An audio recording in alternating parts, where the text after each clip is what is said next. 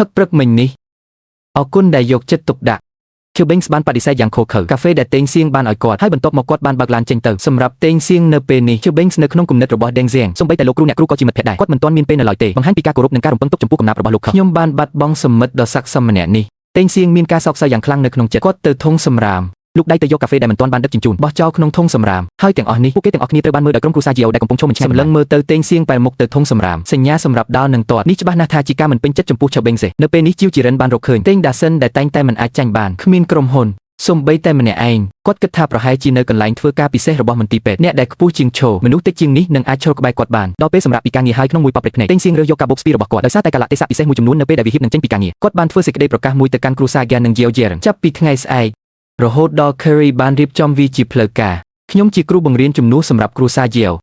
ក្រុមគ្រួសារ Yeo សង្ឃឹមថាចាប់ពីពេលនេះទៅអាចសហការបានល្អជាមួយគ្រួសារ Gian វឌ្ឍនភាពជាមួយគ្នាពេលដែលក្រុមគ្រួសារ Yeo បានឬដំណឹងបែបនេះជាធម្មតាចិត្តខ្ញុំក៏សប្បាយចិត្តដែរគាត់បាននិយាយថាគាត់ពិតជានឹងព្យាយាមឲ្យអស់ពីសមត្ថភាពប៉ុន្តែគ្រួសារ Gian នៅខាងនោះមិនបានយកចិត្តទុកដាក់ចំពោះវាទេគាត់ចង់បង្រៀនក្រុមគ្រួសាររបស់គាត់ថាវាអាចធ្វើទៅបានគុំទុកចិត្តអីចិត្តរៀបទៀបតែម្យ៉ាងគឺគ្មានប្រយោជន៍ទេតើអ្នកមិនធ្លាប់ឬពាក្យស្លោកមួយទេភាពថ្លៃថ្នូរគឺគួរឲ្យគោរពបន្ទាប់មកតើអ្នកធ្លាប់ឮពាក្យមួយឃ្លាទេភាពថ្លៃថ្នូរគឺជាការបិទបាំងសម្រាប់អ្វីដែលគ្មានប្រយោជន៍អ្នកណានិយាយអញ្ចឹងខ្ញុំនិយាយអញ្ចឹងបន្ទាប់ពីគ្រូសាហ្គែនិយាយចប់គាត់បានសុំឲ្យ Deng Xiang រងចាំគាត់ហើយគាត់ក៏ដើរតាមនាងបន្ទាប់ពីគាត់បានជួបជាមួយ Deng Xiang សួរ Deng Xiang ខ្ញុំបាននិយាយនៅក្នុងថ្នាក់ថាខ្ញុំបានឲ្យវាទៅក្រុមគ្រួសាររបស់នេះឲ្យមួយបង្រៀនជាផ្លូវការប៉ុន្តែប្រសិនបើមិនមានមួយណាដែលសមរម្យទេតើអ្នកបានកែតម្រូវវាក្នុងនាមជាគ្រូបង្រៀនជំនួសបណ្ដោះអាសន្នហើយឬនៅ Deng Xiang បាននិយាយនៅពេលនេះថាមិនថាអ្នកណាក៏ដោយដរាបណាតម្រូវការបច្ចេកទេសមិនទាន់ដល់ស្តង់ដារត្រូវតែទៅគ្មានអ្នកណាម្នាក់ជាករណីលើកលែងហើយដែលខ្ញុំយកព្រមធ្វើជាគ្រូបង្វឹកក្នុងព្រឹត្តិការណ៍នេះនោះក៏សម្រាប់ជាប្រយោជន៍ដល់លោកគ្រូឈើដែរតើអ្នកនៅតែខឹងនឹងគ្រូឈើមែនទេគ្រូរបស់អ្នកឈ្មោះកាមិនខឹងទេតើខ្ញុំមានសិទ្ធិអ្វីទៅដែលខឹងនិយាយទៅតេងសៀងមិនខឹងតតែសោះនោះមិនអាចទៅរួចទេក្នុងមួយប៉ាប់ព្រឹកថ្ងៃបន្ទាប់ក៏មកដល់ថ្ងៃនេះជាថ្ងៃដំបូងរបស់ Q Banks ថ្ងៃរីកាទៅបៅកាងប្រពន្ធរបស់គាត់ចង់ជួយ Q Banks ស្លៀកពាក់កុំពូកែខ្លាំងម្លេះមន្ទីរពេទ្យឯកជននៅតែមានភាពទៀងទាត់ជាងហើយយើងបានធ្វើឲ្យពួកគេភ្ញាក់ផ្អើលនៅថ្ងៃដំបូងនៅពេលនេះភរិយារបស់លោក Q Banks គឺសម្រាប់គាត់បានជ្រើសរើសក្រវ៉ាត់ជួយ Q Banks ចងក្រវ៉ាត់ក៏ដោយផ្ទាល់នៅពេលនេះ Q Banks បានសម្លឹងមើលប្រពន្ធរបស់គាត់ដោយក្តីស្រឡាញ់នៅពេលនេះគាត់ហាក់ដូចជាភ្ញាក់ផ្អើលនឹងនារីនៅពីមុខគាត់បានប៉ះនេះធ្វើឲ្យគាត់មានអារម្មណ៍កាន់តែតាំងចិត្តការសម្រេចចិត្តរបស់អ្នកគឺមានតម្លៃបន្ទាប់មកគាត់ដាក់ដៃលើស្មាប្រពន្ធរបស់គាត់និយាយដោយក្តីស្រឡាញ់តើនេះជាអ្វីហេតុអ្វីបានជាអ្នកពិបាកចិត្តខ្លាំងម្ល៉េះថ្មីនេះខ្ញុំមានមុនខ្ញុំឃើញស្ត្រីណាដែលអបស្វាមីបែបនេះខ្ញុំនឹងសប្បាយចិត្តនៅពេលដែល Q Banks បានមកដល់មន្ទីរពេទ្យបៅខាងពេលគាត់ចូលទៅក្នុងច្រកទ្វារភ្លាមគាត់ក៏ឈប់ដើរគាត់បានឃើញនៅលើអេក្រង់អេឡិចត្រូនិកដ៏លេចធ្លោបំផុតរបស់មន្ទីរពេទ្យស្វាគមន៍យ៉ាងកក់ក្ដៅលោកវិជ្ជបណ្ឌិត Q Banks អ្នកជំនាញជាន់ខ្ពស់ផ្នែកកុមារបានចូលរួមជាមួយមន្ទីរពេទ្យរបស់យើងនៅម្ខាងទៀតត្រូវបានព្យួរប្រវត្តិរូបសង្ខេបរបស់ Q Banks គ្រាន់តែពេលដែល Q Banks មានអារម្មណ៍ស្រពេចស្រពិលអំពីវាលោក Dean Wong ដឹកនាំក្រុមគ្រូពេទ្យជាន់ខ្ពស់របស់បៅខាងចេញមកជួបគាត់ Dean ហេតុអ្វីបានជាអ្នកមកទទួលខ្ញុំផ្ទាល់មិត្តរួមការងារជាទីគោរពខ្ញុំចង់ណែនា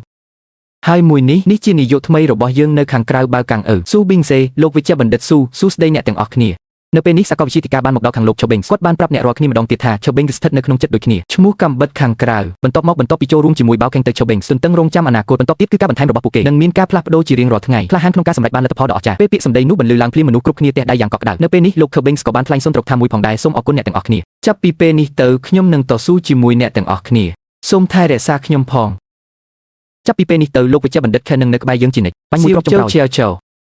តើវាជាទំហំតូចមធ្យមនិងទំហំតូចទំនើបមែនទេខ្ញុំបានបាត់បង់ស្មារតីដោយសារតែXiao Chouឥឡូវនេះតើអ្នកអាចជឿបងប្រុសរបស់ខ្ញុំទេមកខាងមុខហើយធ្វើផ្លូវសូមចំណាំថាXiao Chouគឺជាភ្ញៀវញឹកញាប់របស់តារាកុមាររួចទៅហើយប៉ុន្តែលើកនេះវាហាក់ដូចជាធ្ងន់ធ្ងរជាងក្រោយពីការជួយសង្គ្រោះអស់រយៈពេលជាច្រើនម៉ោងសញ្ញាសំខាន់ទីបំផុតមានស្ថិរភាពវាជាពេលអាហារថ្ងៃត្រង់ឡៃហៅបានមកញ៉ាំអាហារនៅហាងកាហ្វេហ្វាំងម៉ាន់បានឃើញឡៃហៅកំពុងរកទីតាំងគាត់បានចាត់វិធានការដើម្បីសុំឲ្យលីហៅនៅតុតែមួយជាមួយពួកគេក្រុមគ្រួសារបានឃើញលោកលីហៅបម្រើចានពីរដូច្នេះគាត់និយាយទៅកាន់ឡៃហៅថាអូហេតុអ្វីបានជាវាល្អម្ល៉េះខ្ញុំហត់នឿយណាស់ព្រឹកមមីញឹកខ្ញុំទើបតែទៅយកអ្នកជំងឺជាបណ្ដោះអាសន្នអ្នកដឹងទេថាសៀវឆាវវាពិតជាមិនមែនជារឿងចម្លែកទេក្នុងការនិយាយអំពីXiao Chouវិញពីព្រោះពេលគាត់ចាក់សៀវឆាវមុនខ្ញុំបានចង់វាច្រើនដងជាប់គ្នាហើយមិនបានចង់វាឲ្យបានល្អទេខ្ញុំក៏ត្រូវបានម្ដាយរបស់Xiao Chouយំចំពោះរឿងនេះដែរគាត់នៅចាំបានថាសៀវឆាវចូលចិត្តអ៊ុលត្រាមែនខ្លាំងណាស់ខ្ញុំនឹងទៅជួបគាត់ពេលក្រោយ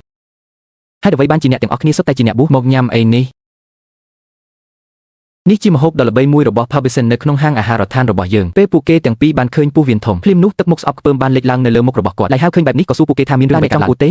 េហ្វាំងម៉ាន់នៅតែទប់មាត់ហើយនិយាយថាទេឡៃហៅបាននិយាយថាអ្នកទាំងពីរបានធ្វើពុតជាស្ត្រីនៅពេលនេះហ្វាំងម៉ាន់បានបង្ហាញការពិតវាគឺជាពិភពលោកស្ថានសួគ៌ទាំង3របស់យើងដែលសម្លឹងមើលទៅពោះវៀនធំច្រើនយកពោះវៀនធំមួយគំនោជារៀងរាល់ថ្ងៃសម្រាប់ដេខ្ញុំមិនចង់បោះវាចោលទេបន្ទាប់ពីវឹកហាត់រួចខ្ញុំបានញ៉ាំរបស់ទាំងនេះថ្មីនេះមែនហើយថ្មីនេះខ្ញុំមានក្លិននេះការរំលាយអាហារមិនសូវល្អទេហ្វាំងម៉ាន់ពិតជាគួរឲ្យស្អប់ខ្ពើមណាស់នៅពេលនេះរហូតដល់គាត់មិនប្រាប់ឡៃហៅឲ្យយកពោះវៀនធំរបស់ជ្រូកទំខាំងយ៉ាងលឿនបន្ទាប់មកគាត់បានទិញដបភេសជ្ជៈតូចមួយចេញពីហោប៉ៅរបស់គាត់ចង់ផឹកភេសជ្ជៈរបស់គាត់មួយកែវដើម្បីផ្លាស់ប្ដូររសជាតិឲ្យក្រុមគ្រួសារគាត់មើលទឹកមុខឈឺចាប់របស់គាត់បានសួរវិញមែនថាតើគាត់និយាយបំភ្លើសមែនទេនៅពេលនេះឡៃហៅបានសួរពួកគេទាំងពីរអ្នកថាតើអ្នកបានធ្វើវាដោយខ្លួនឯងទេ វាពិតជាមិនល្អដូចហាងកាហ្វេទេឡៃហៅបានសុំឲ្យពួកគេភ្លក់អាហារដែលធ្វើនៅក្នុងហាងអាហារដ្ឋានពួកគេនឹងមិនភ្លក់វាទេបើខ្ញុំសម្រាប់ពួកគេហើយអ្វីដែលពួកគេនិយាយពួកគេទាំងអស់គ្នាត្រូវបានលើដោយកៅអីអង្គុយនៅចំហៀងនៅពេលនេះស្ទូអាងបានមកហើយផ្ដោតលើក្រុមគ្រួសាររួចនិយាយតើអ្នកមកពីសម័យណាហើយអ្វីបានជាពូវៀនធំនៅតែចេញមកក្រៅចុះបំពង់កៅស៊ូវិញតេងសៀងនិយាយហើយក៏ចាក់ចេញទៅហើយវែងមែនមានអារម្មណ៍ធូរស្រាលនៅពេលដែលគាត់ទៅរឿងនេះទទួលយកប្រធានបទភ្លាមហើយប្រាប់គ្រួសារជាវគាត់នឹងថែរក្សាបំពង់កៅស៊ូសាកល្បងវិធីផ្សេងតើអ្នកជឿអ្វីទាំងអស់ដែលគាត់និយាយទេខ្ញុំមិនគិតថាអ្នកត្រូវបានគាត់បោកបញ្ឆោតទេវត្ថុបុរាណដូចជាបំពង់កៅស៊ូតើវិញ្ញាណភាពអាចមានលក្ខណៈដូចពូវៀនធំយ៉ាងដូចម្ដេចហ្វាំងម៉ាន់មានអារម្មណ៍ថាពាក្យសម្ដីរបស់តេងដាសិនគួរតែសមហេតុផលហើយ Jiao Jiren មិនជឿលើ Deng Dashen ទេគាត់គិតថាតេងដាសិនកំពុងលេងល្បិចលើគាត់ឡៃហៅបាននិយាយនៅពេលនេះថាខ្ញុំមានអារម្មណ៍ថាពូវៀនធំកាន់តែខិតជិតពូវៀនមនុស្សហ្វាំងម៉ាន់លេងឆ្លោះជាមួយពួកគេទៀតហើយនៅពេលនេះកាមេរ៉ាបែរទៅរកវូដរបស់ឆាវឆៅវ៉ាងហាងបានសង្កេតមើលស្ថានភាពរបស់សៀវឆាវនៅពេលនេះម្ដាយរបស់ឆាវឆៅបានសួរវ៉ាងហាងលើកនេះគាត់ហាក់ដូចជាឈឺជាងលើកមុនទៀតត្រូវទេទុកវាឲ្យយូរជាងនេះវាធ្ងន់ធ្ងរណាស់បន្ទាប់មកគាត់មិនទាន់រងចាំម្ដាយរបស់ឆាវឆៅនិយាយចប់នៅឡើយទេនៅពេលនេះសៀវឆាវភ្ញាក់ពីដំណេកហើយហៅម្ដាយរបស់គាត់ម្ដងទៀតម្ដាយរបស់សៀវឆាវបានសួរសៀវឆាវភ្លាមមានរឿងមិនស្រួលខ្លួនទេឥឡូវនេះហើយសៀវឆាវមានសុខវិនិច្ឆ័យណាស់ហើយបាននិយាយថាគាត់មិនមានអារម្មណ៍មិនស្រួលទេគ្រាន់តែដើរលេងក្នុងទីដាវទាំង10នេះដើម្បីទៅទស្សនាឆាវឆៅសៀវឆាវតើអ្នកនៅចាំខ្ញុំទេប្អូនស្រីខ្ញុំយំម្ដងហើយម៉េចក៏អ្នកចាំវាច្បាស់ម្ល៉េះហ្វាំងម៉ាន់បានប្រគល់អាហារដែលគាត់បានយកមកឲ្យវ៉ាងហាងគាត់បានប្រាប់វ៉ាងហេងឲ្យទទួលស្គាល់យ៉ាងរហ័សថាខ្លួនបានញ៉ាំអាហារវ៉ាងហាងបានឲ្យអំណោយតូចមួយដល់សៀវឆាវពេលគាត់ចាក់ចេញបន្ទាប់មកខ្ញុំបានទៅញ៉ាំអាហារហ្វាំងម៉ាន់មិនបានមកទីនេះដោយដៃទេគាត់បានយកសៀវភៅ Ultraman របស់ចៅមកសំភារដ៏រីករាយរបស់ចៅបានសម្ដែងការដឹងគុណចំពោះមែនហ្វាំងម៉ាន់បានលើកទឹកចិត្តសៀវឆាវឲ្យរឹងមាំនៅពេលនេះវ៉ាងហាងនៅម្ខាងកំពុងញ៉ាំអាហារឆ្ងាញ់ហ្វាំងម៉ាន់បានមកសួរគាត់ថាឆ្ងាញ់ទេគុំសួរវ៉ាងហេងអីវាប្រកាសជាឆ្ងាញ់ណាស់ហ្វាំងម៉ាន់ចង់ចាក់ទឹកមួយកែវឲ្យវ៉ាងហាងបានឈប់ដោយវ៉ាងហេងនៅពេលនេះវ៉ាងហាងបាននិយាយទៅកាន់ហ្វាំងម៉ាន់ថាពេលខ្ញុំចាញ់វាតើអ្នកអាចឲ្យខ្ញុំញ៉ាំមួយខាំបានទេខ្ញុំមានសុភមង្គលរួចហើយវាមានអារម្មណ៍ដូចជាខ្ញុំនៅស្ថានសួគ៌តើវាហួសហេតុពេកទេសូមជួយខ្ញុំផងអ្នកនិយាយគ្រាន់តែតើអ្នកអាចយកទូយកៅស៊ូមឲ្យខ្ញុំបានទេយកចិត្តទុកដាក់ចំពោះហ្វេងមែនដើម្បីនិយាយលាពូវៀនធំរបស់ជ្រូកគាត់បានសុំឲ្យវ៉ាងហេងយកទូយកៅស៊ូមឲ្យគាត់វាពិតជាងាយស្រួលសម្រាប់វ៉ាងហេងវ៉ាងហេងយល់ព្រមដោយរីករាយបន្ទាប់មកហ្វាំងម៉ានបានមករកគ្រួសារជើជាមួយនឹងទូយកមួយគ្រួសារជីវនៅតែមិនជឿពាក្យសម្ដីរបស់តេងសៀងតតែសោះគាត់មិនចាប់អារម្មណ៍នឹងបំពង់ទេហ្វាំងម៉ានអង្វរគាត់យ៉ាងជូរចត់ថាចូលធ្វើវាសម្រាប់ខ្ញុំទៅសម្រាប់របបអាហារដែលមានសុខភាពល្អរបស់យើងខ្ញុំមិនអាចទ្រាំញ៉ាំអាហារធំបានទេបងស្រីទី3សូមកុំបារម្ភពីរឿងនេះអីមានអារម្មណ៍ល្អទេមើលចុះចំណតរថយន្តមិនស្រួលទេទូយកៅស៊ូនេះគាត់អាចយកវាទៅគ្រប់ទីកន្លែងដែលគាត់ទៅបង្កើនប្រសិទ្ធភាពវាត្រូវបានធ្វើឡើងដោយក្រុមគ្រួសារយកចុងក្រោយនេះមានអារម្មណ៍បន្តិចហើយវាជាការពិតដែលថាពូវៀនធំរបស់ជ្រូកមិនមានបំពង់កៅស៊ូទេដែលងាយស្រួលប្រសិនបើទូយកល្អប្រសិនបើវាល្អតើវាងាយស្រួលនឹងជាក់ស្ដែងទេខ្ញុំសាកល្បងវាដូច្នេះក្រុមគ្រួសារកៅបានចាប់ផ្ដើមសាកល្បងវាជាមួយទូយកមានអារម្មណ៍ពីភាពជាក់ស្ដែងនៃទូយកតើវាអាចជំនួសពូវៀនធំជ្រូកបានទេគាត់ទើបតែដេររួចហើយគាត់ក៏មានអារម្មណ៍បែបនេះបានបង្ហាញថាពាក្យសម្ដីរបស់តេងជាងមិនមែនកំពុងចំអកគាត់ទេហ្វាំងម៉ាន់នៅម្ខាងក៏ទន្ទឹងរង់ចាំលទ្ធផលរបស់គាត់ដែរវាមិនគួរទេតើវាមិនអីទេ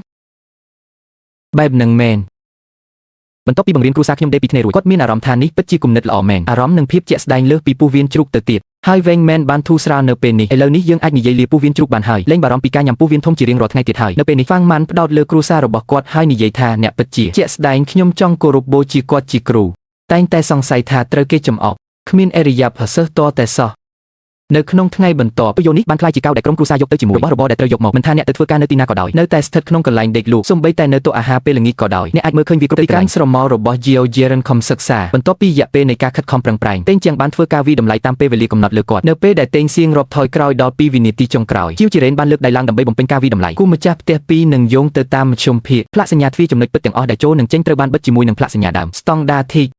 នៅពេលនេះតេងសៀងបានក្រឡេកមើលស្នាដៃដ៏អស្ចារ្យរបស់គ្រួសារជាវបន្ទាប់មករំលឹកដល់ក្រុមគ្រួសារជាវអំពីចំណេះដឹងវិជ្ជាជីវៈមួយចំនួនប្រសិនបើស្នាមដេរជ្រៅពេកស្បែកនឹងមូលហើយចូលជ្រៅប្រសិនបើស្នាមដេររាក់ពេកសំណល់នឹងការស្លាប់នឹងមិនដំណើរការទេស្តង់ដារដែលអ្នកបានលើកឡើងខ្ញុំបានទន្ទេញចាំវាការខ្ញុំនៅរៀនលោកដេងសៀងបានប្រាប់គ្រួសារជាវការសូត្រវាឡើងមិនមានន័យថាអ្នកអាចធ្វើបានយើងត្រូវប្រែក្លាយទ្រឹស្ដីទៅជាការអនុវត្តបន្ទាប់មកគ្រាន់តែនិយាយវាតើខ្ញុំអាចធ្វើជាកាំបិតសម្បានទេពេលអ្នកនៅលើទវះកាត់លើកក្រោយយោទេបាត់ចាសោជីវជីរ៉េនហោះហើរយ៉ាងសប្បាយរីករាយពេលលើដូច្នេះក្នុងមួយប៉បភ្នែកគ្មានអ្នកណាអាចមើលឃើញឡើយនៅពេលនេះតេងសៀងបានលើកទូរស័ព្ទដៃឡើងទូយកដែលជីវជីរ៉េនបានដេរឡើងបានថតរូបពីរបីសន្លឹកនេះមានន័យថាប្រសិទ្ធភាពនៃការដេរបានឈានដល់ស្តង់ដារហើយគ្រាន់តែពេលនោះវ៉ាងហេងទើបតែឆ្លងកាត់ទីនេះតេងសៀងជួបវ៉ាងហាងហៅវ៉ាងហេងភ្លាមគាត់បានសុំវ៉ាងហេងដើម្បីមើលស្នាដៃរបស់ជីវជីរ៉េនដោយវិធីនេះសូមបញ្ចេញមិត្តតើការដេរនេះល្អទេគ្រូសាហ្គាបានដេរវាទូរស័ព្ទទៅក្រុមគ្រួសាររបស់អ្នកទូរស័ព្ទទៅក្រុមគ្រួសាររបស់អ្នកនៅឲ្យស្ងៀមការចំណាយ 3000 ឥឡូវនេះគឺនៅកម្រិតនេះវឌ្ឍនភាពយ៉ាងឆាប់រហ័សនៅពេលនេះតេងសៀងបាននិយាយដោយមោទនភាពទៅកាន់វ៉ាងហាងអ្នកមិនឃើញផងថាអ្នកណាយកវាមកតើអ្នកណាជាអ្នកបណ្ដុះបណ្ដាលវាមែនទេវ៉ាងហាងបានសួរតេងសៀងថាតើអ្នកបានបង្រៀនគាត់ដែរឬទេតេងសៀងបាននិយាយថាមែនទេខ្ញុំគ្រាន់តែសួរដោយចៃដន្យថាខ្ញុំសុខសប្បាយជាទេវ៉ាហ្វលនឹងខឹងហេ តាអ្នកចាំអីទេកុំនិយាយរឿងមិនសមហេតុផលជាមួយគាត់សង្គ្រោះគាត់ពីមោទនភាពមិនហើយគាត់គ្មានសិទ្ធិមានមោទនភាពតតែសោះនេះជាអន្ទានរបស់អ្នកទាំងអស់គឺតេងសៀងដែលមានចរិតឆ្លើយយកកិត្តិយសសម្រាប់ខ្លួនឯងនៅពេលនេះអារម្មណ៍នៃការបង្រៀនគ្រួសារជាទូទៅមិនល្អទេដូចពាក្យចាស់ពោលថាមនុស្សមានអារម្មណ៍ស្រស់ស្រាយពេលគេសប្បាយចិត្តគាត់បានឃើញគ្រួសារហ្គាចូលមកគាត់បាននិយាយដោយមានទំនុកចិត្តថាអធិរាជតែបានវិលត្រឡប់មកវិញហើយមានអ្វីខុសដែលមានសុភមង្គលយ៉ាងនេះលើកទម្ងន់កន្លះជីនថ្ងៃនេះខ្ញុំមានអារម្មណ៍ល្អខ្ញុំចាប់ផ្ដើមចូលប្រឡូកក្នុងវិស័យផលិតដែកយកចិត្តទុកដាក់ចំពោះតេងសៀងសន្យាថានឹងរៀបចំការវះកាត់សម្រាប់គ្រួសារជាលើកក្រោយគ្រួសារជាមិនអាចជួយអ្វីបានក្រៅពីជ័យគ្នានៅចំពោះមុខគ្រួសារគូគាត់គិតថាគាត់អាចនៅជាមួយគ្រួសារយ៉ាបានពួកគេបានដើរកាន់ដៃគ្នាមកចោះអ្នកចូលនិយាយថាបន្ទាប់ពីការវះកាត់ធំលើកដំបូងគ្រួសារយ៉ាមិនបានយកចិត្តទុកដាក់ចំពោះពាក្យសម្ដីរបស់គាត់តតែសោះនៅពេលនេះក្រុមគ្រួសារគ្រូបង្រៀនអន្តរសាចង់ពិនិត្យមើលវាចូលយើងមើលថាតើការវះកាត់អ្វីខ្លះដែលត្រូវបានអនុវត្តគាត់បានអានឲ្យគ្រួសារហ្គាស្ដាប់ពេលគាត់កំពុងអានភ្លាមនោះគាត់បានសួរគ្រួសារហ្គាតើអ្នកបានធ្វើការវះកាត់ប្រភេទអ្វីកាលពីលើកមុនតើអ្នកគិតថាការវះកាត់ទាំងនេះមានជាប់តាក់ទងនឹងអ្នកដែរឬទេវាមិនសំខាន់ទេឥឡូវនេះតើនោះមិនមានន័យថាវាមិនសំខាន់នៅពេលអនាគតទេប្រហែលជារវាងយើងទាំងពីរតើអ្នកណានឹងធ្វើការវះកាត់ដ៏ខ្លាំងក្លាបំផុតមុនគេគ្រូសា Angry Valley អាចនិយាយបានថាគាត់ក៏កើតមកជាមួយនឹងការស្រមើស្រមៃពេលថ្ងៃដែរបន្ទាប់មកគាត់បានចាក់ចេញពីការិយាល័យគ្រូសា Gio មានអារម្មណ៍ល្អនៅពេលនេះអត់ខ្វល់ពីគាត់ទេគ្រូសា Gia បានមកដល់ហាងកាហ្វេអាហារនៅក្នុងហាងកាហ្វេលែងមានលក់នៅពេលនេះទៀតហើយគ្រូសា Gia គ្រាន់តែចង់ចាក់ចេញបានជួប Lee Hao ឡៃ Hao បានបញ្ឈប់គ្រូសាគោចៃដន្យឲ្យអ្វីម្លេះតើអ្នកអស់អាហារហើយឬនៅខ្ញុំនឹងទៅផ្សារទំនើបហើយទិញអ្វីមួយមកញ៉ាំបន្ទាប់មកអ្នកញ៉ាំរបស់ខ្ញុំវានៅតែក្តៅខ្ញុំទើបតែចុចវាមិនហើយមិនអីទេអរគុណហើយណាគ្រូសាយ៉ាក៏បានយល់ព្រមដោយគ្មានពិធីអ្វីដែរឡៃហៅចែកចាយអាហារដូច្នេះអ្នកទាំងពីរបានធ្វើវាឡៃហៅបានសួរគាត់ថាហេតុអ្វីបានជាគាត់មកញ៉ាំអាហារយឺតម្លេះខ្ញុំទើបតែទៅបណ្ណាល័យតើនេះជាអ្វីការបដូរថ្លើមតើអ្នកនឹងធ្វើការវះកាត់ធំបែបនេះមែនទេខ្ញុំគ្រាន់តែចង់កែលម្អអាជីវកម្មរបស់ខ្ញុំប៉ុណ្ណោះស្ថានភាពបច្ចុប្បន្នរបស់គ្រូសាយ៉ានៅក្នុងគំនិតរបស់ឡៃហៅវាត្រូវបានពិចារណារួចហើយមនុស្សល្អណាស់ហើយគ្រូសាយ៉ាគិតថាប្រសិនបើអ្នកមិនខិតខំធ្វើការទេអ្នកនឹងត្រូវគេវ៉ាដាច់គាត់មិនចង់ត្រូវគេវ៉ាដាច់ទេគាត់ចង់ក្លាយជាមនុស្សម្នាក់ដែលតែងតែត្រូវបានគេដេញតាមគ្រូសាយ៉ាបាននិយាយដូច្នេះលីហៅយល់ភ្លាមអ្នកដែលដេញតាមគាត់នឹងត្រូវប្រគល់ឲ្យនៅពេលនេះគ្រូសាយ៉ាបាននិយាយថានិយាយឲ្យត្រង់ទៅដំបូងឡើយខ្ញុំមិនបានគិតច្រើនពីគាត់ទេខ្ញុំគិតថាគាត់មានមូលដ្ឋានគ្រឹះមិនល្អសមត្ថភាពខ្សោយការយល់ដឹងខ្សោយខ្ញុំមិនគិតថាវាស្ថិតនៅកម្រិតដូចគ្នានឹងខ្ញុំទេប៉ុន្តែគាត់តែងតែមានភាពក្លាហានបែបនេះហើយខ្ញុំមានអ្នកនៅក្នុងចិត្តខ្ញុំគ្រូសាលោកកំពុងសរសើរគ្រូសាជីវដោយនិយាយបែបនេះឡៃហៅបាននិយាយនៅពេលនេះថាប្រសិនបើគ្រូសាជីវដឹងថាអ្នកកំពុងសរសើរគាត់ច្បាស់ជារំភើបណាស់សូមគុំប្រាប់គាត់ចុះបើគាត់ដឹងគុំនិយាយអីញ៉ាំទៅប៉ុន្តែឥឡូវនេះខ្ញុំនឹងបន្តទៅក្នុងមួយប៉ព្រិចភ្នែកវាជាម៉ោងធ្វើការគ្រូសាជីវបានឃើញតេងសៀងបានរៀបចំការវះកាត់ឲ្យគាត់រលែកមើលទឹកមុខរបស់គាត់ហាក់ដូចជាមិនពេញចិត្តបន្តិចដូច្នេះគាត់បានមករកតេងសៀងហើយនិយាយថាហេតុអ្វីបានជាទឹក8 ដបអញ្ចឹងខ្ញុំទៅស៊ូយូហើយអ្នកគ្រាន់តែឲ្យខ្ញុំទៅពកវាចេញមែនទេគ្រូសាជីអូមិនដែលស្រមៃចង់បានវាទេតេងសៀងនឹងរៀបចំប្រតិបត្តិការបែបនេះសម្រាប់គាត់ហើយតេងសៀងបាននិយាយថាតើអ្នកចង់វះកាត់ធំបន្ទាប់ពីអនុវត្តការដេបានតែប៉ុន្មានថ្ងៃទេគ្រូសាហ្គានៅខាងនោះបានឮថាវាជាការវះកាត់ស្បែកគ្រប់ក្បាលឡើងសប្បាយដោយសម្ងាត់តេងសៀងក្រោកឡើងនៅពេលនេះដើម្បីបើកទឹកខណៈពេលកំពុងនិយាយហេតុអ្វីបានជាខ្ញុំគិតថាអ្នកមើលស្រាលការកាត់ស្បែកនោះមិនមែនជាអ្វីដែលខ្ញុំចង់មានន័យនោះទេតេងសៀងបានឃើញគំនិតរបស់ Gio Jaren នៅពេលនេះតេងសៀងបានសួរជីវជីរិនថាតើស្បែកនោះវិញពេកប្រសិនបើវាមិនត្រូវបានដកចេញទាន់ពេលវេលាបូករួមទាំងកង្វះអនាម័យតើអ្នកដឹងទេថាផលវិបាកនឹងទៅជាយ៉ាងណា Gio Jaren បាននិយាយមិនច្បាស់បាទការរលាកដោយសាររបស់ស្បែកតេងសៀងបានបន្តសួរថាតើមានអ្វីទៀតដែរឬទេក្នុងករណីធ្ងន់ធ្ងរវាអាចបណ្ដាលឲ្យរលាកក្រពេញប្រូស្តាតការជ្រៀតចូលធ្ងន់ធ្ងរឬការដកតបឡើងវិញយោពមហើយនៅពេលនេះជីវជីរ៉េនគិតមួយសន្ទុះខ្ញុំចាប់ក្បាលហើយគិតយ៉ាងយូរខ្ញុំមិនបានរំពឹងអ្វីអាក្រក់ទេដូច្នេះគុំនិយាយអ្វីទៀតមហារាជ Mossbone ជីវជីរ៉េនទទួលអារម្មណ៍នឹងពាក្យរបស់ដេងសៀងបែបងឿងឆ្ងល់មួយបែបតើក្មេងប្រុសអាចកើតជំងឺនេះដោយរបៀបណាវាគ្រាន់តែមិនសមហេតុផលក្មេងតូចនោះត្រូវតែធំឡើងតើអ្នកចង់មានន័យយ៉ាងណាតើអ្នកនឹងជួបនរណាម្នាក់នៅពេលអ្នកធំឡើងទេតើដៃគូនឹងរៀបការហើយមានកូនទេយើងគួរតែគិតអំពីអនាគតគ្រូសាជីអូមិននឹកស្មានថាវានឹងទៅដល់ចំណុចនេះទេនៅពេលនេះលោកតេងសៀងបាននិយាយថាគ្រូសាជីអូខ្ញុំមានអារម្មណ៍ថាការវះកាត់ស្បែកគ្រប់ក្បាលឡើងរបស់អ្នកគឺជាជាទម្រង់នៃការមិនគោរពស្ត្រីដែលលាក់បាំងមែនទេគ្រូសាជីអូស្ទាក់ស្ទើរមួយសន្ទុះហើយនិយាយថាខ្ញុំយល់ហើយលោកតេងខ្ញុំនឹងរៀបចំឥឡូវនេះផ្លែត្នោតក្រហមមួយប្រភេទវិជ្ជាបណ្ឌិតកាត់ទៅកាន់តេងសៀងបន្ទាប់ពីវងហេងបានពន្យល់ពីស្ថានភាពអ្នកជំងឺទៅកាន់តេងសៀងតេងស៊ីក្រោកឡើងហើយទៅរកគ្រូសាគោបានគោះគាត់លើស្មាសំណើសុំឲ្យតែម្ដងខ្ញុំបានជួបជាមួយសូមមកជាបន្ទាន់មិនអីទេមកភ្លាមមកមនុស្សគ្រប់គ្នាចេញពីផ្លូវពិតចុងក្រោយដែលខ្ញុំបានធ្វើសម្រាប់គាត់ហ្វាំងម៉ាន់ចង់ផ្ដល់10ដល់សៀវឆាវនៅពេលចុងក្រោយខ្ញុំក៏ចង់ធ្វើអ្វីមួយសម្រាប់សៀវឆាវដែរមានតែវិធីនេះទេដែលគាត់នឹងមានអារម្មណ៍ធូរស្រាលពេលនោះម្ដាយរបស់ឈៀវឆាវបានមកលើគ្រែដោយឃើញថាសៀវឆាវបានចាក់ចេញពីពិភពលោកនេះទៅហើយអាចយកចិត្តកំពុងរងទុក្ខវេទនាយ៉ាងខ្លាំងបរិហ្វាំងនៅម្ខាងបានឃើញការជឿចាប់នៅក្នុងភ្នែកនិងបេះដូងរបស់គាត់បន្ទាប់មកគាត់ក៏នឹកឃើញលើកដំបូងដែលខ្ញុំគុំប្រាប់គាត់ថាខ្ញុំក៏ធ្វើការថែមម៉ោងដែរដឹងដើម្បីកុំឲ្យម្ដាយដែលយកចិត្តទុកដាក់ចំពោះគ្រួសារព្រួយបារម្ភស្ត្រីពីរនាក់សហការគ្នាដើម្បីបោកម្ដាយរបស់គាត់គ្រាន់តែនិយាយអ្វីដែលធ្វើឲ្យម្ដាយរបស់គាត់ស្ងប់ចិត្តម៉ាក់អើយម៉ាក់មិនទាន់គេងទេបានមានស្ថិរភាពហើយខ្ញុំនៅក្នុងបន្ទប់ទទួលភ្ញៀវហើយកំពុងរៀបចំខ្លួនសម្រាប់នោះល្អហើយចុះឪពុករបស់អ្នកវិញប៉ាខ្ញុំគេងលក់ហើយកុំបារម្ភអីម្ដាយរបស់គ្រូសាយ៉ាបានអូនឯថាពួកគេមិនបានត្រឡប់មកវិញសម្រាប់អាហារពេលសំបីតែធ្វើឲ្យគាត់ខំប្រឹងធ្វើម្ហូបឆ្ងាញ់ឲ្យគេញ៉ាំវាខ្ជះខ្ជាយទាំងអស់សុំទោសម៉ាក់ មិនអីទេរួចហើយចូលគេងទៅហើយដល់វ័យអ្នកមិនទៅជួបឪពុករបស់អ្នកបន្ថែមទៀតយល់ហើយរាត្រីសួស្ដីហឺមហេមិនអីទេមែនទេហេអ្នកអាចគេងមួយសន្ទុះសិនមុននឹងទៅបិទភ្នែកមួយសន្ទុះហេមិនអីទេមើលចុះពិធីមង្គលការពេញហើយមិនអីទេសូមកត់សម្គាល់ពីរបៀបដែលពួកគេស្ទើរតែទាំងអស់រវល់ពេញមួយយប់ស្ទើរតែគ្មានពេលសម្រាប់តេងសៀងមានគម្រោងលុបមុខហើយត្រឡប់មកវិញលោកវេជ្ជបណ្ឌិតឆែនបានប្រាប់គាត់ឲ្យត្រឡប់មកវិញបន្ទាប់ពីអង្គមើលទៅក្រៅបង្អួចគាត់ក៏ឈប់ភ្លាមតាមរយៈកញ្ចក់ដែលគាត់បានឃើញគ្រូសាជីយ៉ូកំពុងអង្គុយលើដីនៅខាងក្រៅគ្រូសាជីយ៉ូពិតជាបានអង្គុយនៅខាងក្រៅពេញមួយយប់តេងសៀងបានទិញអាហារពេលព្រឹកហើយបានមកជួបគ្រូសាជីយ៉ូអាហារខ្ញុំបានញ៉ាំអាហារពេលព្រឹក10នាទីមុនដោះស្រាយចំនួនហើយត្រឡប់ទៅធ្វើការវិញហេចាំទុកណាចាប់ផ្ដើមថ្ងៃនេះអ្នកត្រូវតែគោរពតាមបញ្ជារបស់ខ្ញុំនៅក្នុងគ្រប់សកម្មភាពរបស់អ្នកបន្ទាប់ពីអង្គុយនៅខាងក្រៅពេញមួយយប់គិតលោកក៏ចង់យល់ពីអ្វីដែលលោកតេងសៀងធ្លាប់បាននិយាយផងដែរការសង្គ្រោះមនុស្សម្នាក់គឺជាអត្ថន័យពិតនៃឃ្លានេះយើងជាគ្រូពេទ្យមិនមែនជាព្រះទេគ្រូពេទ្យមិនអាចបញ្ឈប់ការស្លាប់បានទេអ្វីដែលយើងគ្រូពេទ្យអាចធ្វើបានគឺត្រូវអនុញ្ញាតឲ្យអ្នកទាំងនោះអ្នកដែលរាយការណ៍នៅចំពោះមុខយ៉ាម៉ាកុំបារម្ភខ្លាំងពេកគ្រាន់តែកាត់ជួរគ្រូសាជីយ៉ូពិតជាបានដឹងរឿងនេះមែនអត្ថន័យពិតនៃការធ្វើជាគ្រូពេទ្យគាត់ក៏មានអារម្មណ៍ដែរវាត្រូវការពេលវេលានិងធម៌ពលទុកវាឲ្យកុមារដែលអាចសង្គ្រោះបានមិនមែនសម្រាប់ជីវិតដែលមិនអាចសង្គ្រោះបានទេហើយបានពន្យាពេលវេលាល្អបំផុតដើម្បីព្យាបាលកុមារដទៃទៀតខ្ញុំមានអារម្មណ៍រំជួលចិត្តពេកចំពោះរឿងនេះខ្ញុំគិតដល់កុមារភាពរបស់ខ្ញុំអំពីកុមារភាពរបស់គ្រូសាជីយ៉ូបានក្រោកឈរឡើងនៅពេលនេះប្រហែលជាគាត់លែងចង់ទៀតហើយការសន្ទនាអំពីកុមារភាពរបស់គាត់ក្រោកឡើងហើយនិយាយទៅកាន់តេងសៀងថាអរគុណសម្រាប់អាហារពេលព្រឹក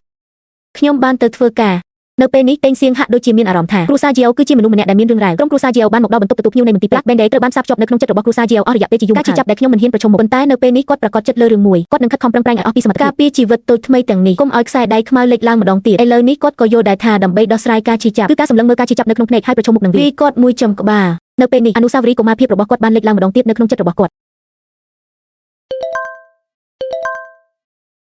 ់វាពិតជាអស្ចារ្យណាស់ដូច្នេះពេលអ្នកចេញទៅក្រៅខ្លាយជាវេជ្ជបណ្ឌិតការខ្លាយជាវេជ្ជបណ្ឌិតគឺជាក្តីស្រមៃការពីកុមារភាពរបស់គ្រូសាជីយ៉ូឥឡូវនេះសុបិនខ្លាយជាការពិតហើយខ្ញុំជឿថាគាត់នឹងថែរក្សាវាបានល្អបន្ទាប់មកក្រុមគ្រូសាជីយ៉ូបានដឹងពេលគ្រូសាកែព្យាបាលរបួសរបស់អ្នករបួសតូចតែងតែគ្មានបញ្ជីវាច្បាស់ណាស់ថាវាហត់នឿយការគេងមិនលក់ហើយគាត់ក៏ដើរមករកខ្ញុំហើយនិយាយថាមិនបានសម្រាកពេញមួយយប់ទេទៅសម្រាកសិនទៅខ្ញុំនឹងធ្វើវាមិនអីទេខ្ញុំអាចធ្វើបែបនោះសម្រាកមួយផ្លែតអ្នកមិនអាចរវល់ខ្លាំងបែបនេះទេខ្ញុំនឹងជួយអ្នកត្រឡប់ទៅបន្ទប់ទទួលភ្ញៀវវិញទៅរកកម្លាំងកាត់ប្រកិច្ចដើម្បីនិយាយទុកវាឲ្យខ្ញុំនៅទីនេះយល់ព្រមពិតមែនទេកុំបារម្ភអីតាមរបៀបនេះឡៃហៅបាននាំគ្រួសារគូទៅសម្រាប់ក្រុមគ្រួសារជីយ៉ូបាន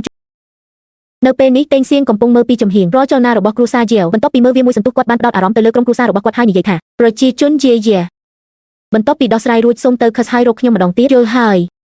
យជីយ៉ូបន្ទាប់មករវល់ផ្នែកខាងទៀតឪពុកម្ដាយរបស់កុមារកាន់លទ្ធផលតេស្តរបស់កុមារខ្ញុំមានអារម្មណ៍ធូរស្រាលណាស់លទ្ធផលតេស្តបង្ហាញថាអ្វីគឺល្អជាមួយកុមារគាត់បានទៅក្បែរគ្រែរបស់កុមារដើម្បីយកកុមារទៅផ្ទះ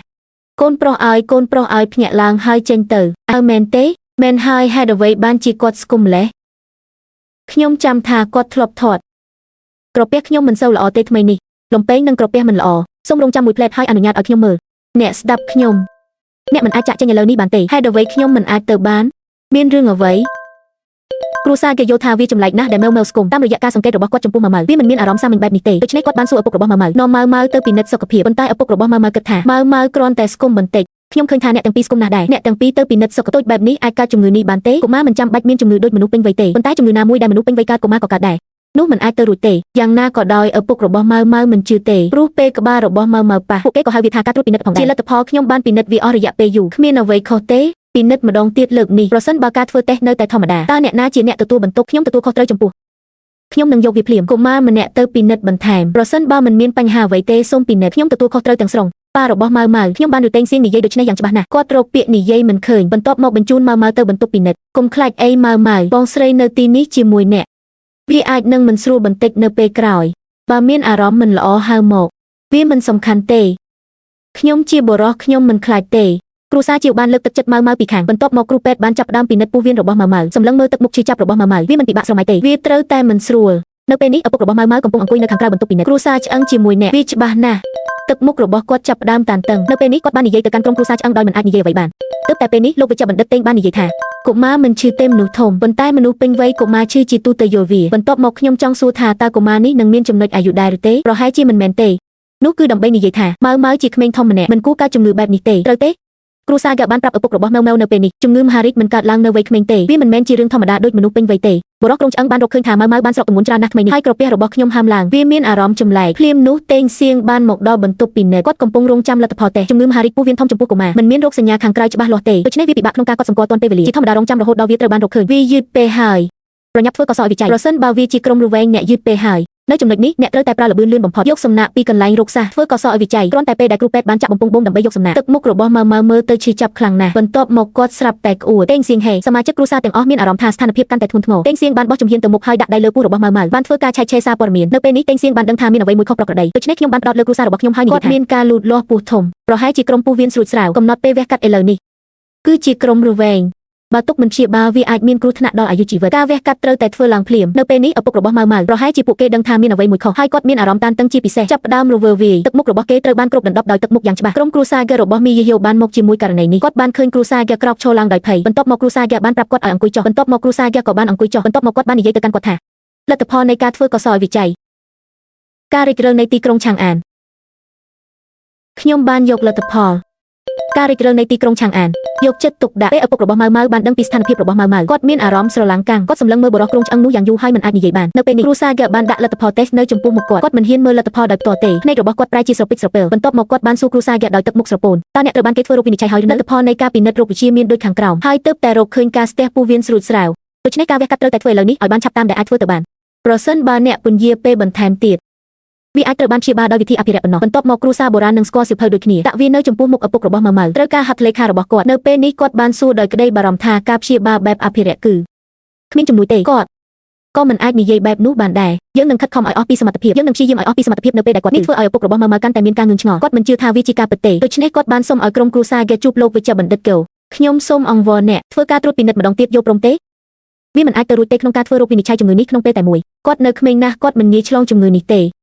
េខ្ញុំសូមអង្វរអ្នកបេះដូងគ្រួសារហ្គាប្រៀបដូចជាកញ្ចក់គាត់ដឹងថាមិនចាំបាច់ពិនិត្យឡើងវិញតតែសោះវាត្រូវបានបញ្ជាក់ហើយនៅពេលនេះគ្រួសារហ្គាបានប្រាប់ឪពុករបស់ម៉ៅម៉ៅម្ដងទៀតពួកគេនឹងខិតខំអស់ពីសមត្ថភាពឪពុករបស់ម៉ៅម៉ៅគ្មានពាក្យអ្វីត្រូវនិយាយបន្ទាប់ពីដូច្នេះទេហើយនេះជាអ្វីដែលកើតឡើងនៅក្នុងបន្ទប់វះកាត់ធ្វើការមុនពេលវះកាត់លោកវិជ្ជបណ្ឌិតលូស្រាប់តែផ្ដោតលើក្រុមគ្រួសាររបស់គាត់ហើយនិយាយថាជាវវត្តនភាពអ្វីកូនទី2មានជំងឺកម្របែបនេះអ្នកបានរកឃើញហើយវាត្រូវបានរកឃើញដោយគ្រួសារហ្គាខ្ញុំទើបតែបញ្ឈប់ឪពុកម្ដាយប៉ុណ្ណោះលោកវិជ្ជបណ្ឌិតលូគិតថាប្រសិនបើអ្នកមិនឃើញបញ្ហាអ្នកនឹងមិនបញ្ឈប់ឪពុកម្ដាយទេគ្រួសារជាវចង់ឲ្យការវិនិច្ឆ័យរបស់ពួកគេខុសពេលនោះតេងសៀងបានដើរចូលទៅក្នុងបន្ទប់វះកាត់ពេលចូលទៅក្នុងទ្វារគាត់បានសួរថាតើការរៀបចំយ៉ាងដូចម្តេចឥឡូវនេះយើងរួចរាល់ហើយអ្វីគ្រប់យ៉ាងរួចរាល់ហើយដូច្នេះការវះកាត់បានចាប់ផ្ដើមនៅខាងក្រៅបន្ទប់វះកាត់ឪពុករបស់ម៉ៅម៉ៅនៅតែមិនអាចជួយអ្វីបានក្រៅពីសួរគ្រួសារគូលោកវិជ្ជបណ្ឌិតកោតើអ្នកទើបតែនិយាយអ្វីការស្ទះនៃពោះវៀនធំផ្នែកខាងចុងខ្ញុំក៏មិនចង់ដឹងថាវាមានឈ្មោះអ្វីដែរខ្ញុំគ្រាន់តែចង់សួរថាតើការវះកាត់នេះជាប្រភេទអ្វីនៅពេលនេះគ្រូសាហ្គាបានអំពាវនាវដល់ឪពុករបស់ម៉ៅម៉ៅបានណែនាំប្រតិបត្តិការនៅក្នុងចំណាប់អារម្មណ៍ទូទៅមានជំងឺមហារីកយើងគ្រាន់តែត្រូវការវះកាត់យកផ្នែកខ្លះនៃជំងឺមហារីកចេញប៉ុន្តែនៅពាក់កណ្ដាលខាងឆ្វេងនៃវាលស្រែដែលវាលស្រែធ្លាក់ស្ថិតនៅអ្នកឃើញហើយនេះជាវានៅពេលដែលមានការរងស្ទះកើតឡើងនៅទីនេះវាមិនអាចធ្វើបានទេហេតុអ្វីបានជាអ្នកមិនអាចធ្វើបែបនោះបានការវះកាត់នេះចំណាយពេលយូរការវះកាត់បានចំណាយពេលយូរវាងាយនឹងបណ្ដាលឲ្យហើមនៅចុងថិតវណ្ឌនៃការស្ទះកន្លែង anastomotic ក៏ងាយនឹងរងផលប៉ះពាល់ដោយបណ្ដាញ anastomotic ផងដែរស្ត្រីមានន័យថាផលវិបាកនិងអត្រាមរណភាពគឺខ្ពស់ជាងត្រឹមត្រូវហើយនៅពេលនេះគ្រួសារហ្គាក៏កំពុងសួរឪពុករបស់ម៉ៅម៉ៅដែរពីពណ៌នេះអំពីដំណើរការវះកាត់ក្នុងករណីរបស់ម៉ៅម៉ៅវាត្រូវការវះកាត់ពីរដងតាមបែបប្រពៃណីរឿងដំបូងដែលត្រូវធ្វើគឺដោះស្រាយការរងស្ទះដល់ការបន្ទាប់មករងចាំរហូតដល់ស្ថានភាពអាសន្នចប់ព្យាបាលតំបន់ដែលមហារីកបានឈ្លានពានឪពុករបស់ម៉ៅម៉ៅបានឮថាគាត់នឹងវះកាត់ពីលើបារម្ភទៀតហើយការវះកាត់ពីរតើត្រូវបង់ប្រាក់ពីរដងទេតើអ្នកព្រួយបារម្ភអំពីថ្លៃដើមនៃការវះកាត់មែនទេបាទចាសោះខ្ញុំព្រួយបារម្ភជាចម្បងថាកុមារមិនអាចទ្រាំទ្របានក្នុងនាមជាឪពុកម្ដាយកង្វល់ទាំងពីរនេះគឺជារឿងធម្មតាម្យ៉ាងវិញទៀតខ្ញុំព្រួយបារម្ភអំពីសុខភាពរបស់កុមារតើអ្នកអាចទ្រាំទ្របានទេក៏មានបញ្ហាលុយកាក់ដែរប្រសិនបើអ្នកមានការវះកាត់ពីរដងវានឹងប៉ះពាល់ដល់រយៈពេលដែលកុមារត្រូវសម្រាប់ព្យាបាលនៅមន្ទីរពេទ្យការព្រួយបារម្ភរបស់គាត់គឺអាចយល់បានកុំបារម្ភអីលោកវិជ្ជបណ្ឌិតតេងនឹងពិចារណាលើស្ថានភាពរបស់លោកម៉ៅម៉ៅការកែតម្រូវនឹងត្រូវបានធ្វើឡើងនៅក្នុងបន្ទប់វះកាត់មនុស្សគ្រប់គ្នារវល់ដោយប្រុងប្រយ័ត្នតេងសៀងបានបញ្យល់ថាលោកនឹងប្រគល់វាទៅឲ្យជនជាតិកាណាដាដើម្បីសម្រាប់ជុំវិញសរសៃឈាមពួកគេកំពុងព្យាយាមរកវិធីធ្វើរឿងនេះតេងសៀងកំពុងគិតអំពីវិធីប្រើប្រាស់ដំណោះស្រាយលឿនបំផុតនិងធ្វើការវះកាត់ដោយសុវត្ថិភាពនិងរហ័សនៅទីបំផុតគាត់បានរកឃើញដំណោះស្រាយវះកាត់ថ្មីមួយលោកវិជ្ជបណ្ឌិតតេងបានជ្រើសរើសព្យាបាលការស្ទះនិងពោះវៀនធំដែលមានមហារីករួមជាមួយនឹងផ្នែកដែលមានសុខភាពល្អការវះកាត់រោគវិនិច្ឆ័យបន្ទាប់មកមិនដាក់បញ្ហាទេពោះវៀនតូចនិងពោះវៀនធំខាងឆ្វេងរត់ចូលតើអ្នកចង់កាត់ផ្នែកល្អចេញដែរទេនិយាយគាត់ត្រូវការវះកាត់ដែលមានសុវត្ថិភាពនិងលឿនបំផុតតាមដែលអាចធ្វើទៅបានឥឡូវនេះជាពេលវេលាហើយយកចិត្តទុកដាក់ចំពោះក្រុមឆ្អឹងមនុស្សកំពុងយកចិត្តទុកដាក់ចំពោះឪពុករបស់ម៉ៅម៉ៅនិយាយអំពីការវះកាត់ហើយនៅក្នុងបន្ទប់វះកាត់តេងសៀងកំពុងហ្វឹកហាត់ជំនាញដ៏អស្ចារ្យរបស់គាត់នឹងការធ្វើសម្យុទ្ធដ៏ប៉ិនប្រសប់ប្រណាំងប្រជែងនឹងពេលវេលាសម្រាប់ម៉ៅម៉ៅប្រតិបត្តិការរបស់គាត់សូមឲ្យ Jiren កោតសរសើរសាកសពទាំង5ព្រោះមិនមានការហូរឈាមច្រើនទេតែនៃសេចក្តីស្រឡាញ់តេងសៀងកំពុងផ្ដោតអារម្មណ៍ទៅលើការបញ្ចប់ការវះកាត់គ្រួសារហ្គាកំពុងលួងលោមឪពុករបស់ម៉ៅម៉ៅវាក៏លើកទឹកចិត្តគាត់ដែរខ្ញុំត្រូវបានលាតត្រដាងជាមួយម៉ៅម៉ៅនៅក្នុងសាលាមត្តេយ្យ Cheshire ខ្ញុំគិតថាគាត់ជាក្មេងប្រុសដ៏រឹងមាំនិងក្លាហានម្នាក់ អ្នកត្រូវតែទុកចិត្តគាត់នៅពេលនេះឪពុករបស់ម៉ៅម៉ៅមិនត្រឹមតែភ័យប៉ុណ្ណោះទេគាត់មិនដឹងថាត្រូវនិយាយអ្វីទៀតទេនៅក្នុងបន្ទប់វះកាត់មនុស្សគ្រប់គ្នាធ្វើការជាមួយគ្នាដោយភ័យព្រួយការវះកាត់របស់តេងជាងដោយដៃដ៏ប៉ិនប្រសប់សន្សំសំចៃពេលវេលាច្រើនសម្រាប់ការវះកាត់របស់ម៉ៅម៉ៅមិនយូរប៉ុន្មានជាង1ម៉ោងបានកន្លងផុតទៅតេងសៀងបានបញ្ចប់ការវះកាត់ដោយជោគជ័យក្រុមគ្រួសារនឹងដាក់សំណាក់នៅក្នុងថាបន្ទាប់មកតេងសៀងបាននិយាយថាចូលព្រមឡសូមអរគុណចំពោះការខិតខំប្រឹងប្រែងរបស់អ្នកនៅពេលនេះជីវជីរ៉េនបានងាកក្បាលមកមើលពេលវេលាការវះកាត់ទាំងមូលចំណាយពេល1ម៉ោងនិង35នាទីជីវជីរ៉េនរអ៊ូទមយ៉ាងស្ងាត់ក្នុងល្បឿនបែបនេះប្រហែលជាមានតែដេងសៀងទេដែលអាចធ្វើវាបានឥឡូវនេះបន្ទាប់មកជីវជីរិនបានចាប់ផ្ដើមដេកចុងក្រោយដេកហ្គេមកំបិតបែបនេះជាការងារមួយឥឡូវនេះវាមិនមែនជាបញ្ហាសម្រាប់ជាវប៊ីទេការវះកាត់បានបញ្ចប់យ៉ាងស្រស់ស្អាតនៅពេលនេះគ្រួសារយកកំពុងចុះទៅជាន់ក្រោមឪពុករបស់ម៉ៅម៉ៅបានដេញតាមគ្រួសារគូគាត់បានប្រាប់ដំណឹងល្អដល់គ្រួសារហ្គេការវះកាត់របស់លោកវិជ្ជបណ្ឌិតតេងទទួលបានជោគជ័យមិនអីទេហឺមមានរឿងអ្វីកើតឡើងចំពោះអ្នកដែលកំពុងរកខ្ញុំមែនទេខ្ញុំទើបតែឃើញថាអ្នករវល់ហើយមិនទាន់បានញ៉ាំអាហារនេះជាស៊ុបតែដែលចម្អិនដោយប្រពន្ធខ្ញុំផ្ទាល់មិនមែនជារឿងល្អទេកុំមិនចូលចិត្តវាអីអរគុណគ្រូសាហ្គេកាន់សុទ្ធតែពីឪពុករបស់ម៉ៅម៉ៅនៅក្នុងដៃរបស់គាត់អារម្មណ៍នៃសមិទ្ធផលក្នុងនាមជាវិជ្ជបណ្ឌិតអ្នកអាចទទួលបានការយល់ព្រមពីក្រុមគ្រួសារអ្នកជំងឺនោះពិតជាពរជ័យមែនគាត់បានយករបស់នេះសេរីរុងរឿងបានមកដល់ការិយាល័យរបស់ឌៀនហ្គេគាត់ចង់ចែករំលែកកិត្តិយសនេះជាមួយឌៀនហ្គេដោយសារតែភាពអស់កម្លាំងរបស់ឌៀនហ្គេក្នុងរយៈពេល2ថ្ងៃនេះពេកលើសាឡុងហើយងុយគេងបន្ទាប់មកគ្រូសាហ្គេបានយកសៀវភៅនៅក្នុងដៃឪពុករបស់គាត់ទៅបាត់តើឪពុករបស់គាត់ដោយចៃដន្យតើអ្នកកំពុងរៀបការមែនទេខ្ញុំដាស់អ្នកឲ្យភ្ញាក់ហេខ្ញុំងុយគេងហើយហាតើអ្នកហត់ទេគ្រូសាហ្គេបានសួរឪពុករបស់គាត់ហេតុអ្វីបានជាអ្នកមិនទាន់បានញ៉ាំអាហារនេះគ្រូសាហ្គេបានសុំឲ្យឪពុករបស់គាត់ញ៉ាំស៊ុបតែដើម្បីបំពេញបន្ថែមនៅពេលនេះឌីនគូបានរើសយកស៊ុបតែដាក់វានៅក្រោមច្រមុះរបស់អ្នកហើយធំវាមានក្លិនល្អតើអ្នកទិញវានៅឯណាវាត្រូវបានផ្ដល់ឲ្យខ្ញុំដោយក្រុមគ្រួសាររបស់ខ្ញុំអ្នកនឹងមិននិយាយប្រាប់ខ្ញុំទេប្រសិនបើខ្ញុំចាញ់មែនទេហេតុអ្វីព្រឹទ្ធបរិះនៃភាគហ៊ុនទាំង10នេះបានរើសស៊ុបតែមួយគ្រាប់គោះទៅពី3ដងបន្ទាប់មកខ្ញុំបានបកសម្បកចេញហើយខំវាបរិះក្រុមឆ្អឹងបានសួរគាត់ថាវាមានរសជាតិយ៉ាងណាមានក្លិននៃការដឹងគុណនេះបង្ហាញថាកូនស្រីខ្ញុំកំពុងធ្វើការងារបានល្អហុំនោះជាការចាំបាច់គ្រូសាហ្គេមានអារម្មណ៍មោទនភាពនៅពេលនេះគាត់មានសក់ត្រង់គាត់មានអារម្មណ៍រីករាយពេលអង្គុយនៅក្នុងគ្លីនិកគាត់កំពុងអង្គុយក្បែរឪពុករបស់គាត់ចង់អរគុណឪពុករបស់គាត់ខ្ញុំបានរៀបចំឲ្យគាត់ធ្វើការងារនេះនិយាយការពិតឈឺចាប់និងហត់នឿយខាងគ្លីនិកខ្ញុំធ្លាប់គិតចង់បោះបង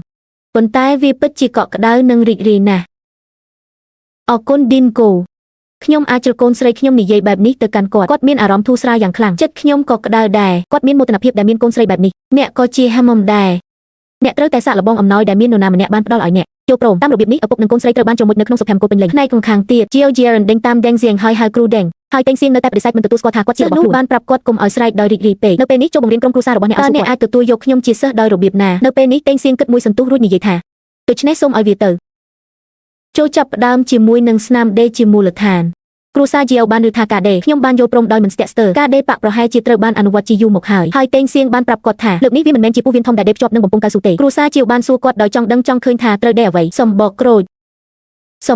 ចហើយវាមិនមែនជាជាន់ខាងក្រៅទេវាគឺជាស្រទាប់នៃផ្កាឆ្លើយសន្តិមនៅខាងក្នុងហើយវាមិនមែនជាជាន់ខាងក្រៅទេវាជាជាន់នៅខាងក្នុងតើខ្ញុំអាចដេវាឲ្យស្ដាងបែបនេះដោយរបៀបណាយកចិត្តទុកដាក់ចំពោះតេងសៀងដើម្បីជំរុញអាពាហ៍ពិពាហ៍អាចលូតលាស់បានយ៉ាងឆាប់រហ័សគាត់បានបង្កបញ្ហាមួយទៀតសម្រាប់គ្រូសាជាវទេសំបកក្រូចហើយវាមិនមែនជាស្បែកខាងក្រៅទេវាជាស្បែកនៃផ្កាពណ៌ទឹកក្រូចនៅខាងក្នុងហើយវាត្រូវតែធ្វើក្នុងរយៈពេលកំណត់របស់គាត់ដំបូងឡើយក្រុមគ្រួសារជាវគិតថាវាជាឲ្យគាត់ហាត់ប្រាណមួយខែខ្ញុំមិនបានរំពឹងទុកពិសេសទូលអាងឲ្យគាត់តែមួយថ្ងៃប៉ុណ្ណោះត្រូវបញ្ចប់ក្នុងរយៈពេល24ម៉ោងមួយថ្ងៃតើវាអាចទៅរួចដោយរបៀបណាបន្ទាប់មកធ្វើពុតថាខ្ញុំមិនបាននិយាយវាទេ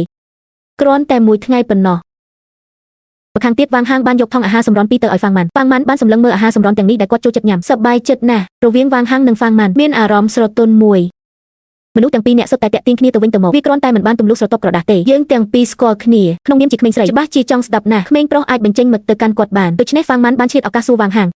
ងហៅហេតុអ្វីបានជាអ្នកល្អនឹងខ្ញុំម្ល៉េះអ្នកមិនមានវាទេតើអ្នកខ្វល់ពីមិត្តរួមការងាររបស់អ្នកទេវាគួរតែជាវែងមែនដែលបានឮវងហេងនិយាយដូច្នេះបន្ទាប់មកគាត់បានសួរគាត់ថាហេតុអ្វីបានជាអ្នកមិនខ្វល់ពីឡៃហៅវងហេងបាននិយាយថាគាត់ជាមនុស្សធំម្នាក់មិនចាំបាច់ខ្វល់ទេប៉ាងម៉ាន់បន្តសួរគាត់ថាចុះ3000វិញនៅពេលនេះវាងហាងស្រាប់តែញឿងឆ្ងល់ខ្ញុំមិនដឹងថាត្រូវនិយាយអ្វីទេគាត់ស្ទាក់ស្ទើរយូររហូតដល់និយាយមិនចេញគាត់មានអ្វីចង់ប្រាប់ខ្ញុំទេវាច្បាស់ណាស់នៅពេលនោះថាហ្វាងម៉ាន់ចង់ឬការសារភាពរបស់គាត់ប៉ុន្តែវងហេងនឹងទម្លាក់ច្រវាក់នៅពេលដ៏សំខាន់មួយឥឡូវនេះគាត់បានជួបបញ្ហាម្ដងទៀតមានអ្នកណាហៅទេតើនេះជាអ្នកណាដែលហៅមែនទេបន្ទាប់មកខ្ញុំនឹងទៅរវល់មុនយ៉ាងម៉េចតើអ្នកកំពុងទៅណ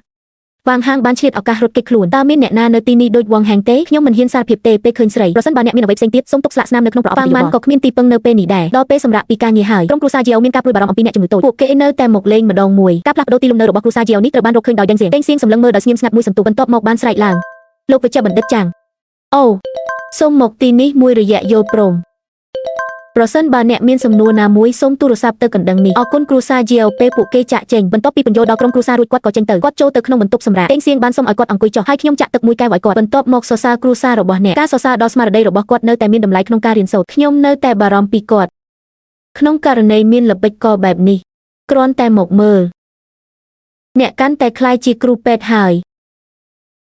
ខ្ញុំជានៅពេលនេះតេងសៀងមិនភ្លេចរំលឹកគាត់ទេប្រសិនបើអ្នកប្រព្រឹត្តបទឧក្រិដ្ឋមួយផ្សេងទៀតពាក្យខុសដូចលើកមុនខ្ញុំនៅតែអនុញ្ញាតឲ្យគាត់វិចខ្ចប់ហើយចាក់ចេញនិង Jill Jaren នោះមិនមែនជាសំណួរនៅក្នុងចិត្តខ្ញុំទេតែតែមានសំណួរមួយនៅក្នុងចិត្តរបស់គាត់ដែលគាត់ចង់សួរតេងសៀងថ្ងៃនេះគាត់ចង់ស្វែងរកចម្លើយនៅក្នុង Deng Xiang ដូច្នេះគាត់បានសួរ Deng Xiang មុននឹងអ្នកពិនិត្យមើលម៉ៅតើអ្នកបញ្ជាក់ដោយរបៀបណាថាគាត់មានជំងឺមហារីកពោះវៀនធំ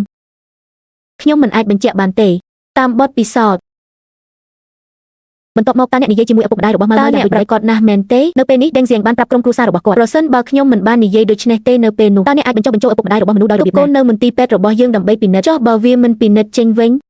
បើខ្ញុំមិនរកវាឃើញទេវាជារឿងធំហើយចៅវាយសងស្ដីបន្ទោសខ្ញុំមិនថាមានរឿងអ្វីកើតឡើងទេលោក Go បានស្ដីបន្ទោសខ្ញុំគ្មានអ្វីត្រូវខាត់បងទេយ៉ាងហោចណាស់វាមិនបានពន្យាពេលជំងឺរបស់កូនអ្នកអត់ទេមែនទេគ្រូសាជាវបានឬតេងសៀងនិយាយបែបនេះភ្លាមនោះវាសំហេតុផលវាមានអារម្មណ៍ដូចជាខ្ញុំបានរៀនល្បិចមួយទៀតព្រមមានអ្នកគុំរៀនមិនទាន់ដល់ពេលត្រូវសម្រេចចិត្តទេ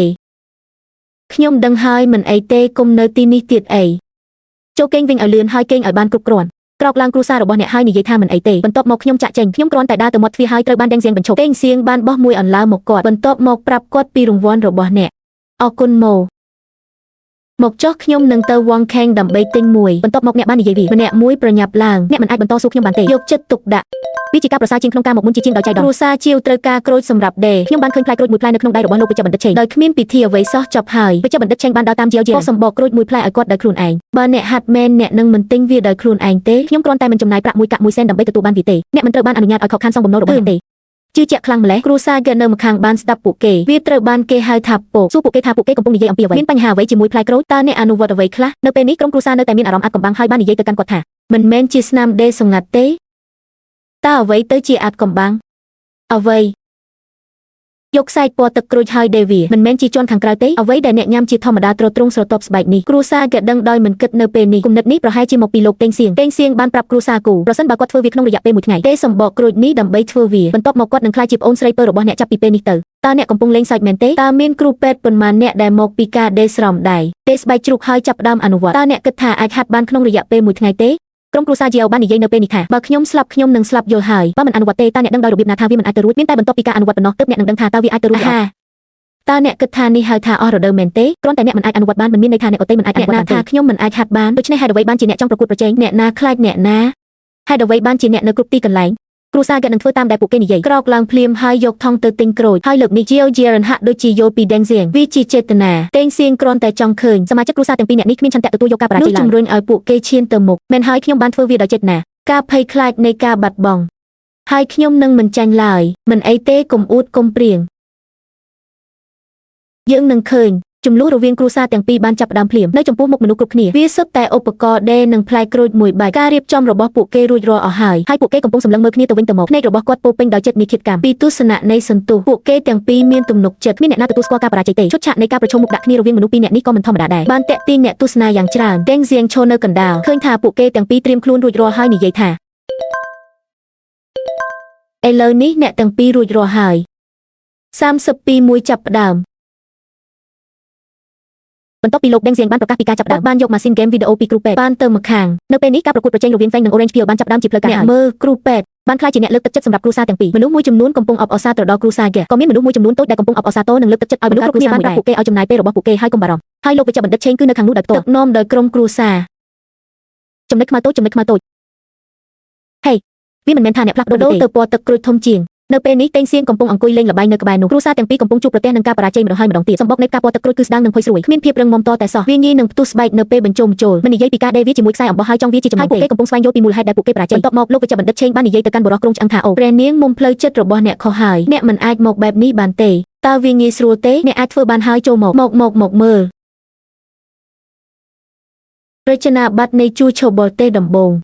ងលោកវិជ្ជបណ្ឌិតឆេងបានអង្គុយចុះតាមការជំរុញរបស់មនុស្សគ្រប់គ្នានិយាយការពិតនៅពេលដែលលោកវិជ្ជបណ្ឌិតឆេងនិងដេងសៀងបានចាប់ផ្ដើមការវះកាត់នៅពីក្រោយគ្រួសារទាំងពីរនេះមិនទាន់បញ្ចប់ការសិក្សានៅឡើយទេភ្នែកមនុស្សគ្រប់គ្នាផ្ដោតទៅលើលោកវិជ្ជបណ្ឌិតឆេងមនុស្សគ្រប់គ្នាមានការរំពឹងទុកខ្ពស់ចំពោះគាត់ដូចពាក្យចាស់ពោលថាការរំពឹងខ្ពស់ពីមនុស្សម្នាក់កម្រិតនៃការខកចិត្តកាន់តែខ្ពស់ប្រាកដណាស់ លោកវេជ្ជបណ្ឌិតចេងបានបញ្ចប់ដោយបរាជ័យព្រះបន្ទូលរបស់ព្រះគឺជាឈាមអ្នកមិនល្អដូចខ្ញុំទេ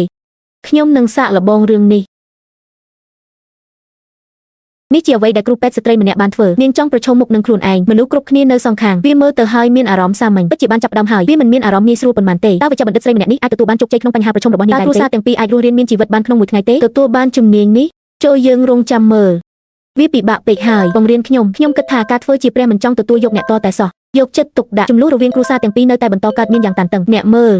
អ្នកដែលមិនជឿជាក់បានជួបប្រទះវាហើយទាំងពីរបានបញ្ចប់ដោយបរាជ័យមនុស្សគ្រប់គ្នាគិតថាវាពិបាកពេកវាមិនអាចទៅរួចទេនៅពេលនេះតេងដាសិនបានមកលេងពេលកំពុងលេងហ្គេមគាត់ប្រគល់ម៉ាស៊ីនហ្គេមទៅឲ្យដៃទាំង8គាត់បានចូលទៅក្នុងសមរភូមិដោយខ្លួនឯងបង្ហាញពួកគេពីការពិតវាអាចធ្វើទៅបាននៅទីបំផុតតេងដាសិនបានធ្វើឲ្យវាងាយស្រួលការពណ៌ទឹកក្រូចត្រូវបានដេរភ្ជាប់គ្នាយ៉ាងល្អឥតខ្ចោះរឿងនេះធ្វើឲ្យមនុស្សគ្រប់គ្នានៅក្នុងបន្ទប់នេះទះដៃអបអរសាទរហើយបន្ទាប់មកគាត់បានយកពួកគេទាំង8នាក់ត្រឡប់ទៅលេងហ្គេមរបស់គាត់វិញនៅពេលនេះអ្នកទាំង8នាក់បានរើសយកស្នាដៃរបស់តេងសៀងហើយមើលវាដកដង្ហើមធំស័ក្តិសមនឹងលោកតេងដាសិនអ្នកឃើញទេនេះពិតជាអស្ចារ្យណាស់ដូចជាសិល្បៈវាសម្រាប់ជាឯកសារយោងតែប៉ុណ្ណោះមនុស្សគ្រប់គ្នាសរសើរវិធីសាស្ត្ររបស់លោក Deng Daxian នៅពេលនេះបង្រៀនក្រុមគ្រួសាររបស់អ្នកឲ្យមើលគ្រួសារគេនិយាយដោយទំនុកចិត្តវាមិនទាន់ដល់មួយថ្ងៃនៅឡើយទេខ្ញុំពិតជាអាចធ្វើវាបានមើលអ្វីដែលខ្ញុំធ្វើខ្ញុំប្រកាសថាខ្ញុំនឹងរស់នៅលឿនជាងអ្នកគឺដូចនេះសមាជិកគ្រួសារទាំងពីរមិនទទួលយកគ្នាទៅវិញទៅមកទេវ៉ាងហាងបានជួបហ្វាងម៉ាន់នៅពេលគាត់ចេញពីធ្វើការគាត់រត់ជាន់លើសួរវែងមែនថាហេតុអ្វីបានជាគាត់កំពុងរងចាំឡានក្រុងបានប្រាប់វ៉ាងហាងដោយគ្មានទីពឹងដំបូងឡើយវាត្រូវបានព្រមព្រៀងគ្នាជាមួយនឹងការប្រកួតរបស់ពីចូលជាមួយខ្ញុំពាក់ម៉ាស់ដើម្បីបំពេញជាតិទឹកហើយបន្ទាប់មកវ៉ាងម៉ាន់បាននិយាយថាតើលទ្ធផលយ៉ាងម៉េចដែរខ្ញុំមិនទាំងទៅផ្ទះដើម្បីដេបការពណ៌ទឹកក្រូចផងវាជាកន្ទុយនៅលើកៅអីម្ដងទៀតខ្ញុំបានរវាទាំងអស់ខ្ញុំមានអារម្មណ៍ថាសិនពិតជាមានអារម្មណ៍ស្រួលខ្លួនណាស់ពេលឃើញលាមកខ្ញុំត្រូវត្រឡប់ទៅវិញតែម្នាក់ឯងវ៉ាងហេងកំពុងធ្វើការស្ម័គ្រចិត្តគីមខាងទៀតនិយាយយឺតថាខ្ញុំនៅទីនេះតើខ្ញុំអាចទុកឲ្យអ្នកត្រឡប់ទៅវិញតែម្នាក់ឯងដោយយឺតហើយគិតអំពីវាគាត់ចង់ត្រឡប់ទៅមុនខ្ញុំលែងចង់ទៅឡានក្រុងផ្សារទំនើបជាមួយវ៉ាងហេងទៀតហើយឡានក្រុងអ្វីឈ្មោះរបស់អ្នកគឺឌីឌីខ្ញុំនឹងនាំអ្នកត្រឡប់ទៅវិញហើយទូរស័ព្ទទៅឌីឌីតើខ្ញុំបានរវាត្រឹមត្រូវទេវាថ្លៃពេកហើយមិនអីទេវ៉ាងហាងល្បីថាជាមនុស្សកំណាញ់ស្រាប់តែមានចិត្តទូលាយនេះធ្វើឲ្យវែងមែនមានអារម្មណ៍មិនស្រួលបន្តិចឡានដែលវ៉ាងហេងជិះគឺនៅចិត្តពួកគេខ្លាំងណាស់មិនយូរប៉ុន្មានឡានក៏មកដល់ពួកគេនៅពេលនេះវ៉ាងហាងបានចាប់ដៃរបស់ហ្វាងម៉ាន់ដោយមិនដឹងខ្លួនហ្វាងម៉ាន់ស្រាប់តែក្រោកឈរឡើងដូចទូលេខមិនកំរើកតតែសោះវ៉ាងហាងបាននាំហ្វាងម៉ាន់ពីជំហានហើយខ្ញុំមានអារម្មណ៍វាដូច្នេះគាត់ក៏ងាកមកមើលហ្វាងម៉ាន់បរិយាកាសស្រាប់តែប្រែជាមិនស្រួលបន្តិចបន្ទាប់ពី7:35វិនាទីវ៉ាងហាងបានលែងដៃដែលកាន់ហ្វាងម៉ាន់អ្នកទាំងពីរញឹមយ៉ាងផ្អែមល្ហែមដូច្នេះអ្នកទាំងពីរបានឡើងតាក់ស៊ីហ្វាងម៉ាន់បាននិយាយទៅកាន់វ៉ាងហាងដោយខ្មាស់អៀនអរគុណសម្រាប់ការជូនខ្ញុំជិះតាក់ស៊ីមិនអីទេថ្មីនេះអ្នកតែងតែនៅភ្ញាក់ដល់យប់ជ្រៅមែនទេហេតុអ្វីអ្នកមិនសាកល្បងវិធីនេះអូយខ្ញុំមិនអាចប្រើវាបានទេអ្នកមិនត្រូវការវាទេអូបុរសម្នាក់នេះក៏អាចប្រើវាបានដែរវ៉ាងហាងបានយកកបាំងមុខដែលហ្វាងម៉ាន់បានឲ្យគាត់និយាយអរគុណពួកគេទាំងពីរនាក់មិនដែលអាចទម្លុះព្រំដែននៃមិត្តភាពបានឡើយដូច្នេះវាមិនមានអារម្មណ៍ធម្មជាតិទេក្នុងការនៅជាមួយគ្នាព្រាមនោះវ៉ាងហាងបានចង្អុលទៅផ្ទះនៅខាងក្រៅបង្អួចឡើងតែងមែនបាននិយាយផ្ទះអនាគតរបស់ខ្ញុំសង្កាត់នេះស្អាតណាស់វានៅជិតមន្ទីរពេទ្យវាត្រូវចំណាយពេលត្រឹមតែ12នាទីដោយថ្មើរជើងអ្នកអាចទៅមន្ទីរពេទ្យដែលឆ្លងកាត់បានវ៉ាងហេងមានគម្រោងទិញមួយឈុតនៅទីនេះផ្ទះមួយបន្ទប់គេងពីរវាជាការប្រសើរក្នុងការជួសជុលឡើងវិញក្នុងករណីនោះគាត់អាចប្រើវាដោយផ្ទាល់ជាបន្ទប់សម្រាប់ពិធីមង្គលការពេលគាត់និយាយបែបនេះភ្លាមគាត់ក៏សួររកផែនការមួយភ្លាមតើអ្នកគិតយ៉ាងណាដែរហេតុអ្វីបានជាអ្នកសួរខ្ញុំវ៉ាងម៉ាន់បានឆ្លើយតបដូចនេះភ្លាមនោះបរិយាកាសក៏ត្រូវបាននាំមកស្ថានភាពឆ្កងមួយពួកគេទាំងពីរមិនហ៊ានមើលមុខគ្នាទេខ្លាយជាមនុស្សខ្មាស់អៀនម្យ៉ាងវិញទៀតលោកវេជ្ជបណ្ឌិតចេងបានមកដល់ការិយាល័យទូទៅខ្ញុំបានឃើញសមាជិកគ្រួសារពីរនាក់នៅតែហ្វឹកហាត់ដេរគាត់បាននិយាយនៅពេលនេះតើអ្នកនៅតែហាត់សុំទេអូកុំធ្វើការធ្ងន់ពេកអីប្រញាប់ឡើងហើយដេររបស់ទាំងនេះទៅតើអ្នកនឹងសម្រាប់កម្ដងទៀតទេលោកវេជ្ជបណ្ឌិតឆេងឃើញថាពួកគេមិនបានឆ្លើយតបហើយការដេរគឺពាក់ព័ន្ធខ្លាំងណាស់ដូច្នេះខ្ញុំបានលើកទឹកចិត្តគាត់ឲ្យរីករាយហើយគាត់បានហោះចេញនៅពេលនេះក្រុមគ្រួសារបាននិយាយទៅកាន់ក្រុមគ្រួសារគេថាមិនទាន់អាចចងចំណងបានទេប្រាប់ខ្ញុំផងពេលអ្នកដេរប៉ាក់លើកទី2រួចកុំមានមោទនភាពអីប្រហែលជាខ្ញុំដេរបានថ្ងៃទី4ហើយអ្នកមិនទាន់បានទៅដល់គោលដៅនៅឡើយទេខ្ញុំនឹងបង្ហាញអ្នកពេលក្រោយតើអ្វីទៅជាការបំបែកកម្លាំង